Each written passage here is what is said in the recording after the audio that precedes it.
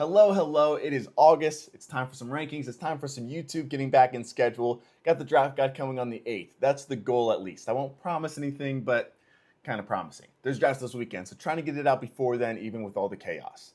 But today, we're starting with some rankings. Quarterbacks 1 to 30. Not doing the Browns and Saints. I'm sorry. But let's start from the top. There are two quarterbacks way above the rest for me. So Lamar's got the best ceiling. But Josh Allen is my number one guy because of his floor. When we look at the last 4 seasons, the guys that have been top 2 in quarterback points per game, Mahomes actually hasn't done it. Jalen Hurts has done it twice, but he was also quarterback 6 and quarterback 7 those other 2 years. Lamar has actually only done it one time last year, and he's gone down to quarterback 9 in other seasons. Josh Allen has been a top 2 quarterback in points per game 4 straight seasons. And 5 years ago, he was the quarterback 3. The floor is just so far above everybody else and still has a very similar ceiling. And when we're drafting an early quarterback, it's a lot like round 1. It's a lot easier to lose than it is to win. So Josh Allen is the one that I like the best, and especially when we're looking at those things that stick out when you're looking for floors. Goal line attempts, rushing. We talk about it all the time with Jalen Hurts. Josh Allen was second last year with 11. Lamar, now that he has Derrick Henry, fell off a cliff. 1 goal line attempt in 2024. So incredible, Josh Allen just has a better floor. He is my number 2 guy, obviously, though. He averaged 25 points per game last year. Insane. It was the best since 2019 when he broke the record. 27 points per game in 2019, the best over these past 6 years. So his ceiling is incredible, still worth it. Number 2 guy for me, but his rushing is actually probably a little overvalued, believe it or not. If you were to ask who were the best rushing quarterbacks in fantasy last year, you'd say him, Jaden, and Jalen Hurts. He was actually 5th in rushing points per game last year. He had 41 passing touchdowns and 4 interceptions, so that helps. But when we're looking at the long scheme, it's basically impossible for him to not regress if the volume stays the same. He was incredibly efficient, and he's going to be incredibly efficient. If he lost 10 passing touchdowns, he's still going to be the quarterback 1 overall if Josh Allen doesn't bump up. But still, if you're not improving his volume, which I don't really think will happen given the offense, given them playing for the playoffs, given them having a great defense, I don't know if he's going to repeat that 25 point per game performance. Still worth that top pick though. For quarterback 3, I am cheating. Caveat, Jayden Daniels. If he has Terry McLaurin, he's my quarterback 3. If not, then it's Jalen Hurts. If we look at Daniels' rookie year, the obvious is he's going to be a sophomore. There's that sophomore slump looming. You don't really have the history of him being a great fantasy quarterback year in, year out. We just have 1 year. However, in his completed games, he averaged 23.7 points per game last year. He had the number 1 volume among quarterback. He had the number 1 rushing volume.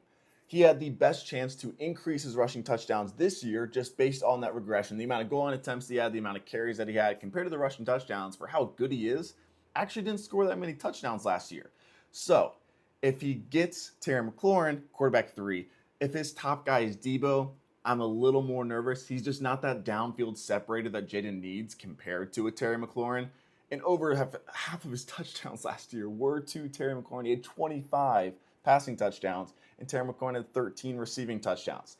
So take that out, and that's when he falls to the end of my first tier. But Jalen Hurts, he had 21% of his fantasy points from the 1 yard line. And it's safe. It happened the year before, too. So you're already having that just insane rushing floor. The passing could increase just because of how much they ran. They ran basically more than any team in the past 5 or 6 years last year. So if they pass a little bit more, he has the talent around him. He has the perfect situation. He's still averaging 20 points per game no matter what, basically. He was quarterback 6 last year, but second best volume and a perfect team around you. There's not too much to complain about. They can't run the ball anymore. So if that passing volume increases just by the slightest, that's when that overall quarterback 1 upside kicks back in. When we get to the 5th quarterback, this is the weird one where he is still in my top 5 in that kind of first tier, but a little bit lower in 5th for me just because you don't have the rushing. Last year, it was perfect for him, and he was the quarterback 3. The reason I still have him up here rather than a little bit lower as a passing quarterback is because it's still kind of perfect for him. If they stay healthy, the defense isn't looking much better. The offensive line, in terms of pass blocking, I think better than people actually think. They're still not good, but their tackles are good. And his passing volume would be top 5 again. When he has T. Higgins, he's got Jamar Chase. The efficiency isn't really going downhill. The play calling is incredible for fantasy reasons. They pass 2 times as much as anybody else in that pass rate over expectation stat. So basically, based on the down and distance, how often are you passing? Inside that 5-yard line, passing more than anybody. So I still think he's going to be incredible. But in terms of scoring 25 points per game, unless he has a 5,050-yard touchdown season, it's probably not going to happen. Quarterback 6 starts this insane tier where these first 5 quarterbacks, if you want to draft them early, I get it. They're all pretty safe this year overall compared to the other years. But quarterback 6 to about quarterback 18, it's a large tier, I would say have very similar upside. Where Bo Nix is my quarterback 6 this season, I don't know how much I'll actually be drafting him because I can get a player that is basically 1 point per game worse, 2 points per game worse at quarterback like 17 maybe. So that's why I'm not drafting too much, even though I do have him above his ADP and ranked really high. So he's at quarterback 6 right now. His ADP is quarterback 8. The gap between that quarterback 4 and quarterback 6 is kind of the same as 16 to 6. He had the 6th best rushing volume last year, and yet even though he gets slammed for being a check down merchant, it's not necessarily true. It's partially true for check downs because he did lead the NFL in check down rate. However, he had the 2nd most deep throws as well. So what he is a merchant of is not really throwing intermediate balls. It's all deep or super short. And he throws a ton in the Sean Payton offense. If we go back to the Drew Brees days, they want to throw it 40 times a game. And now he's scrambling. So when he's throwing it deep, he's scrambling, and he has a bunch of passing attempts. That volume is going to be really good. The problem is just that defense is also really good. So that's the step that it's kind of missing for that top upside, because I don't think Denver's defense in any universe is going to be bad this year unless they just get destroyed with injuries, which obviously we're never going to bank on. But they did add multiple weapons. He had the 2nd most dropped passes last year. So hopefully with those weapons, that helps a little bit. And he's going from year 1 to year 2. We look at after that first month, he was averaging 21 points per game. So he was already pretty amazing. That's why I have him at quarterback 6 here. I think he's a 20 point per game scorer this year. It's just a pretty large tier. Patrick Mahomes, I will probably never draft again. And I know that sounds negative. The casual perception just will always draft him too high, I think. Like, you have so many home leagues and so many teams that are just having one guy that's like, oh, why is Patrick Mahomes available in the 5th round? I'm going to take the best quarterback ever, maybe. And he's just not that great in fantasy anymore. He was amazing in 2019 if you drafted him, in 2018 if you drafted him, but now he has missed his ADP 6 straight times. He doesn't run anymore. They're kind of like the 2018 Cavs, where the regular season doesn't really matter for them anymore. They're going to win their division. They're going to win games. They're playing for the playoffs, him and Kelsey especially. So 2 years in a row, he's ruined teams by being drafted. I don't know why he was being drafted quarterback 2 last year. It was the dumbest pick in all of fantasy. He's at least being drafted like quarterback 6 now, I believe. But still, quarterback 12 and quarterback 11 the last 2 years in points per game. And that's when Matt Nagy arrived. He is still there. They want to throw the ball more downfield this year, so that's encouraging. But is it really going to be worth it to get a top 5 quarterback? He's probably not finishing inside that top 5 with the amount that he rushes now, especially around the red zone, goal line area. So the receiving is still meh. The defense is still elite. It's just not close to the situation that he had when he was worth the price of being a top 3 guy. Right behind him, and I flirted with putting him at 7, but it's going to be Baker Mayfield at quarterback 8. He destroyed every single career high that he had last year. It wasn't even close. He tied Burrow as the quarterback 3 last year, and he has the 2nd best points per game over the expected to Lamar. So he doubled his rushing, 2nd best in points per game over expected, 2nd in passing touchdowns. Basically, everything went perfect. He's still good. Will probably finish as a quarterback 1, but with the Godwin injury, he lost 3 points per game. That was the difference between week 1 and 7 and after that. Evans aging. There's a new OC. Natural regression coming in on some of those passing touchdowns. Lower rushing volume, possibly, versus the top quarterbacks, for sure. He's more of a safe pick for me than a ceiling pick. Great volume, good quarterback, good offense. Is he going to be a top 3 guy again? That's where I'd kind of bet against it. But I've been wrong on Mayfield before, so if you're wanting to draft Mayfield, don't not draft him because of me. That's for sure. My first big jump from quarterback 15 in ADP to quarterback 9. It's a big one. But Justin Herbert, I was out on him last year. And I felt good early. It's not like he was ever amazing last year, but those first 6 weeks when he was kind of dealing with injury before Ladd McConkey came on, there was a lot going on. They dropped a lot of balls. He wasn't very good, and the volume wasn't very good. And I'm in on him now, which is something that I would not think 2 months ago I would do. But now I feel like I can make an hour-long YouTube video just talking Justin Herbert. They have both proven in action and their words that the volume is going to increase. The second half of last year, that volume jumped up big time, both when Ladd came on, both when Justin Herbert was healthy again. He had the 15th best volume last year. People act like it was 25th. It was better than average, and that was with a slow start and with the injury. The passing volume increased a ton in that second half of the year, especially when you're looking at the rate over the expected, basically that down and distance again. The Chargers were in lots of run-first situations last year, but they have proven they want to throw the ball. Now, they've said all offseason, they love Justin Herbert. I think Jim Harbaugh thinks that Justin Herbert is his son. They love him. They want him to run more. At least Justin Herbert does. He has openly said, I want to scramble more. I want more design runs. That is huge, especially considering he's added 20 pounds. He had career highs last year in rushing attempts and rushing yards while being injured those first 6 or 7 weeks. The volume is projected to be 12th. If I had to guess, I would say it's going to be higher than that. And we look at the efficiency. That's been the plus of these passing offenses in the past for Harbaugh and Roman. The big worry has always been the volume. But in 2019, want to hear an insane stat? Lamar Jackson was the quarterback, so that's part of it. But in 2019, they were 32nd in passing attempts. He led the NFL in passing touchdowns. Dead last in attempts, and he had the most passing touchdowns in the NFL. So that's the efficiency we're working with. Even if we do get that 12th best volume, he's probably going to be better than the top 12 quarterbacks for the most part. I like him a lot this year because of that. It was a worse supporting cast last year. We talked about the injury. It was a new coaching staff coming in, the lower volume to start the year, the second most drops in the NFL, and Herbert finished as the quarterback 14. And now he's being drafted as the quarterback 15. I don't know. I have him as my quarterback 9. I like him a lot. I was talking about those top 2 fantasy quarterbacks earlier. Justin Herbert was actually a part of that in those last 4 years. He had a top 2 season.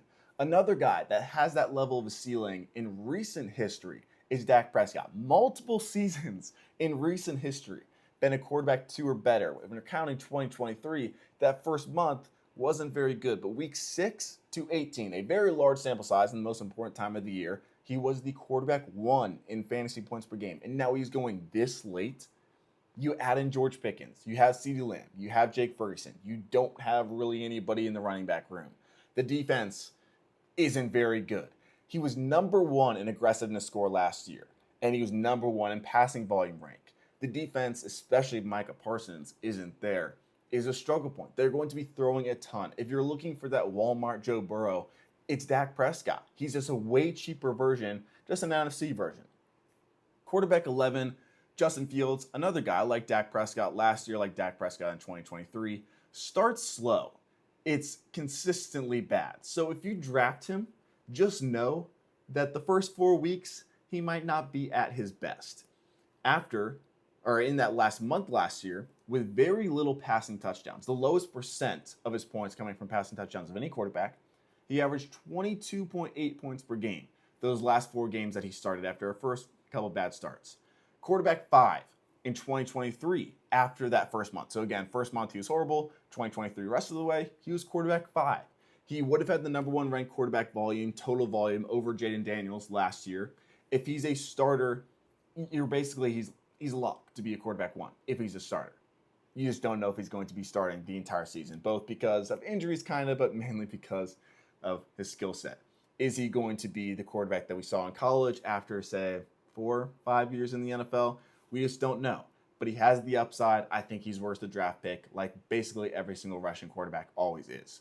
If he's falling and you can grab him as that luxury quarterback 2, that's actually the ideal scenario. Like if you grab a guy like, I don't know, Baker, Bo Nix, something like that, and then you're sitting there and Justin Fields is available at quarterback 14, that's incredible then. Drake May, a guy after that who finishes out my top 12. He's kind of bounced around in my rankings because I will admit the spectrum that we get on Drake May this year, probably bigger than any other quarterback, at least in the top guys, because his rushing ability amazing. Volume, really good, but still a question mark. And passing volume, massive question mark. And ability too. And we don't really know his weapons. And coaches, there's just so much that has changed. He had the worst pass blocking offensive line last year, the second lowest volume, total volume, counting all those rushing, carries, everything like that. Second lowest volume still. But he was the quarterback 13 in points per game as a starter. With those two things. So now, coaching is new. Passing volume, what happens? Do they design runs for him this year? He was second in the NFL to Jaden Daniels in terms of scrambles per game, which is incredible. But they didn't design anything. No goal line work, no read options, no quarterback sneaks, anything like that. So we'll probably know if Drake May is going to be top 8 or top 16 after week 1. I don't know how they're going to use him, and that's just the big question mark. But he definitely has that ceiling. You add in 2 real receivers. You add in Henderson, who's also a great receiving back and pass blocking running back, so better for a quarterback. New offensive line, new coaching. You got your second-year jump. There's a ton of question marks. There's a ton of upside, but at the same time, you have to realize that if you're drafting him as your first quarterback, there is some risk there too. Caleb Williams, I initially had above Drake May. I've kind of moved them around a little bit. There's a lot of good with Caleb Williams. Ben Johnson fit. I made an entire video on it. It's can't really get any better. People over-exaggerate how bad he was last year, which is kind of annoying, and I get it because he's a big topic, he's the number 1 quarterback. But he wasn't that bad. The Bears were bad, but he as a quarterback wasn't very bad. After the firing of Shane Waldron, he was actually quarterback 13. So same exact as Drake May would have been as a starter last year. He was one of the most inaccurate quarterbacks in the NFL, but still quarterback 13. They're going to improve that under center work. They're going to improve the play action. The yards after catch, Detroit was number 1 in the NFL in yards after catch efficiency and just the work in the passing game coming from that. And when you got guys like DJ Moore, Luther Burden, Swift, Loveland, like those are yards after catch guys that Caleb Williams can take advantage of thanks to Ben Johnson. It's going to be a completely different offense. He also scrambles a lot. I don't think he's going to get much goal line work just based on the tendencies of Ben Johnson in the past, but also that was with Jared Goff. So maybe he gets some. I think the most realistic is that he is going to be very boom bust week to week and not super consistent, especially when we're talking about touchdowns, are also going to be like we look at Jared Goff in years past, mainly last year. Some games he had 4 touchdowns, and then the next he would have like 175 yards and 0 touchdowns, and you're like, oh my gosh, why did I start Jared Goff?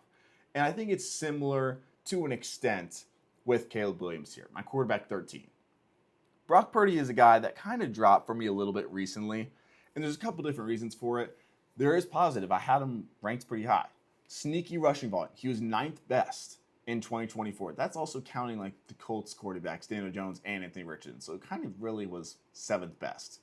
There is some touchdown positive regression. He was incredible those first 2 years.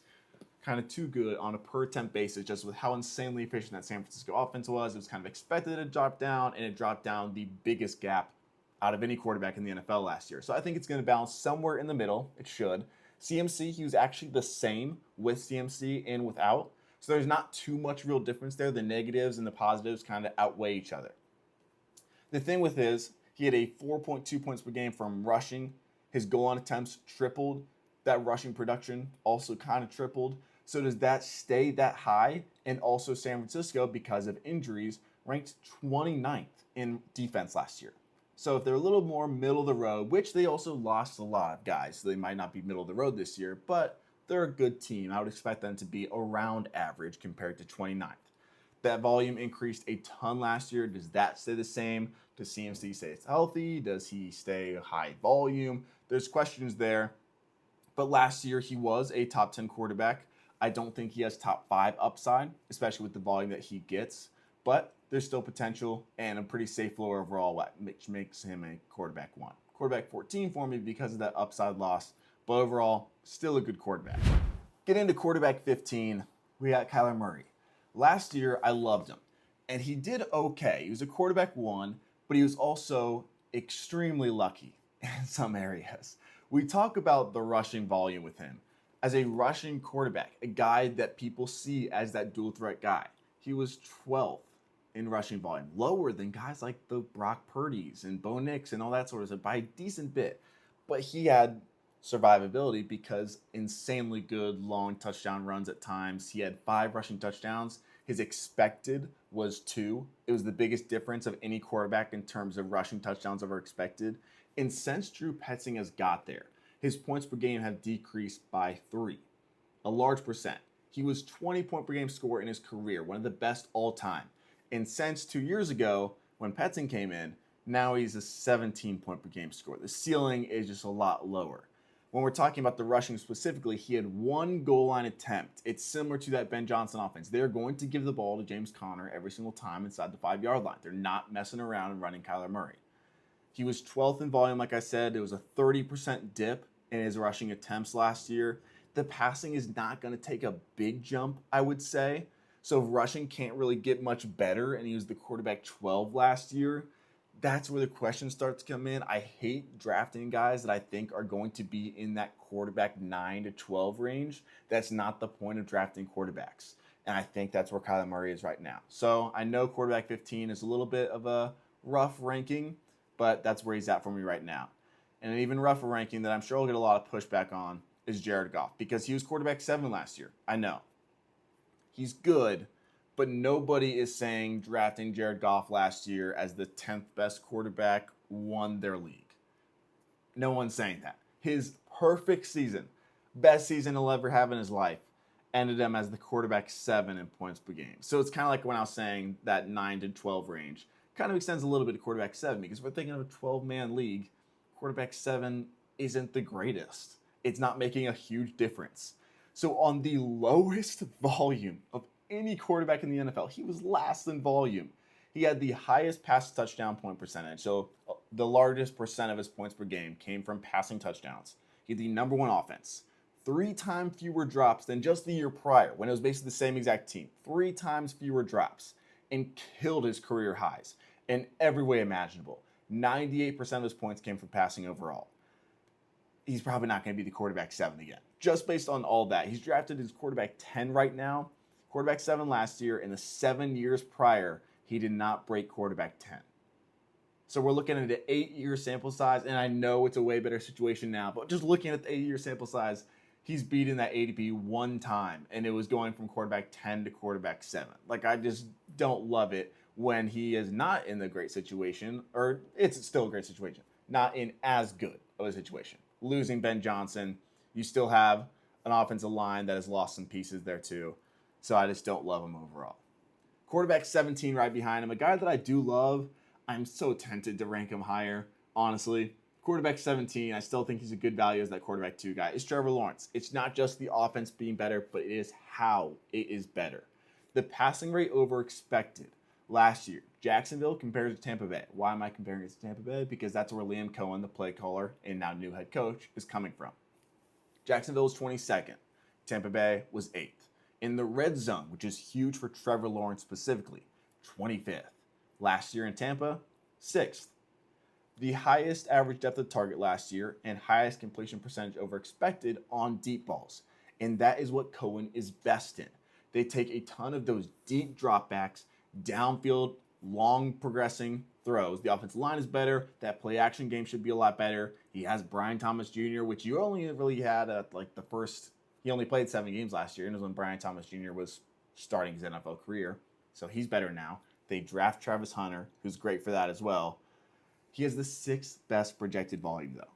That is the big one for me. Like, he is being drafted quarterback 17, and he has the number 6 volume. If we look at the guys that are being drafted top 10, all of their volumes are around that range. So the fact that you can just get that big of a difference, I know people don't like him. I still kind of like him. But if he can get somewhat close to that volume, then he's a quarterback 1. And he's shown it before. People act like he's been horrible. He was the quarterback 11 a couple years ago. He's not that bad. And another guy that's just like that, better than the number 6 volume, is the number 3 volume, Anthony Richardson. More extreme because he's not very good. But what if he is? That's the question that I try to ask every single year. It's what I asked with Baker Mayfield, and I didn't listen to myself. I had that graph where it's the volume compared to their ADP. I'll have it again soon. Anthony Richardson is going to be in that top left. He's the number 3 volume, and he's going as quarterback 27 or something like that. If he is good, he'll smash his ADP. He'll be a top 5 quarterback. He had the number 1 rushing points per game last year as a starter. He's averaged 17 points per game last year as a starter. He averaged more than that in his career. He sucks, but if he's playing, he's really good.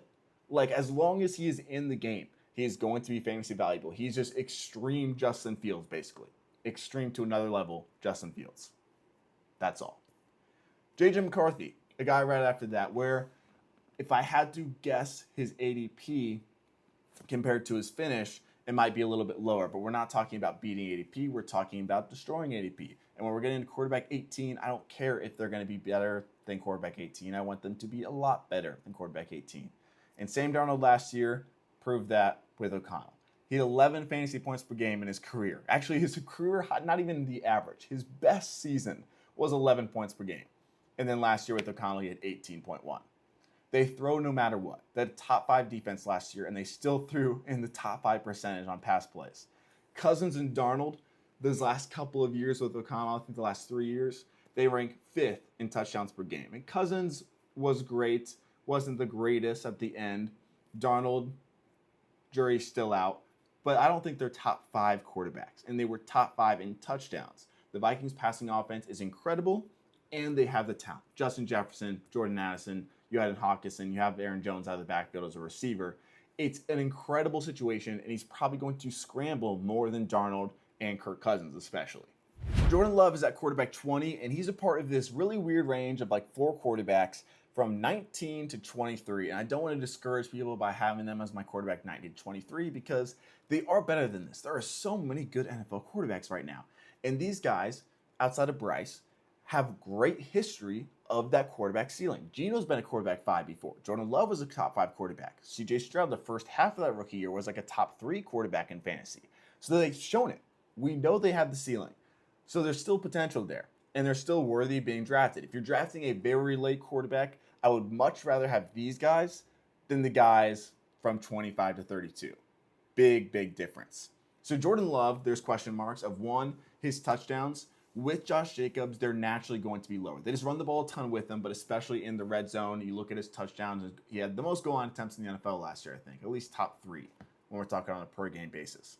So the touchdown upside, a little bit lower. Talent isn't incredible, but there's still a ceiling there. If he can run it a little bit more this year, now that he's healthy, that'll help a lot. Stroud, the offensive line is scary. But weapons, and they're extremely pass-heavy. They don't have a running back. They drafted 2 different receivers. They have Nico Collins. Schultz is fine. The passing volume should be really good.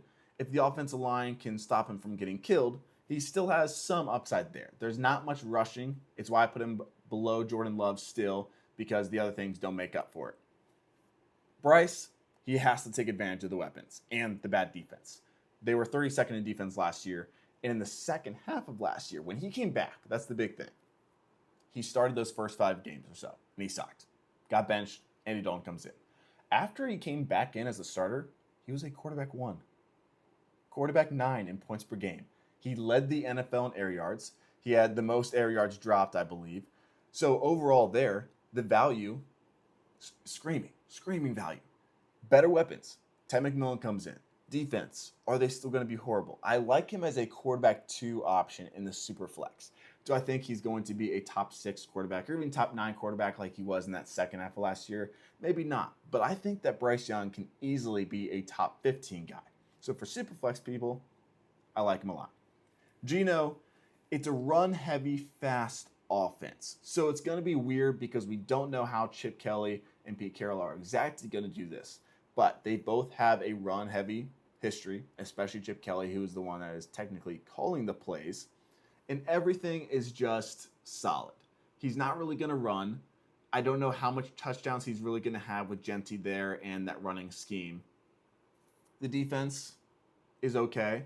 The weapons, they have really good ones, but it's not like anything incredible. Like Jacoby Myers is solid. Brock Bowers is incredible, and that's kind of that. Everything is just okay. So again, solid quarterback 2 in Superflex. I don't know if there's really any upside there.